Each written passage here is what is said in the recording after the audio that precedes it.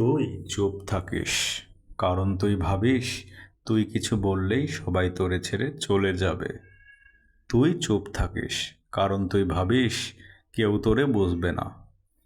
তুই চুপ থাকিস, কারণ তুই ভাবিস সহ্য করাটাই শক্তি। তুই চুপ থাকিস, কারণ তুই ভাবিস তোর কষ্টের কোনো দাম নাই। কিন্তু ভাই, তুই যতদিন চুপ থাকবি ততদিন তোর জীবন তোর না। তুই দিনের পর দিন মুখে হাসি লাগায় চলিস, আর ভেতরে ভেতরে নিজের কণ্ঠস্বরটা মেরে ফেলিস।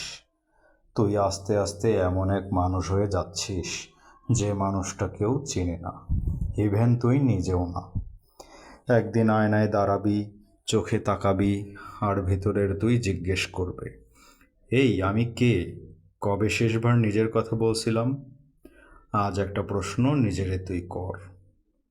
তুই চুপ থেকে কাদের খুশি করতেছিস? নিজেকে তো না। তোর চুপ থাকা আসলে অন্যদের সুবিধা বাড়ায়, তোর ক্ষতি করে। তোর ভেতরে এত কথা, কিন্তু তুই চুপ, কারণ তুই ভাবিস কাউকে বলেও লাভ নাই। কিন্তু তুই যতদিন চুপ থাকবি ততদিন তোর জীবন অন্যরা চালাবে। আয়নার সামনে বসে একবার জিজ্ঞেস কর, আমি শেষ কবে নিজের হয়ে কথা বলছিলাম? Thanks for watching the video.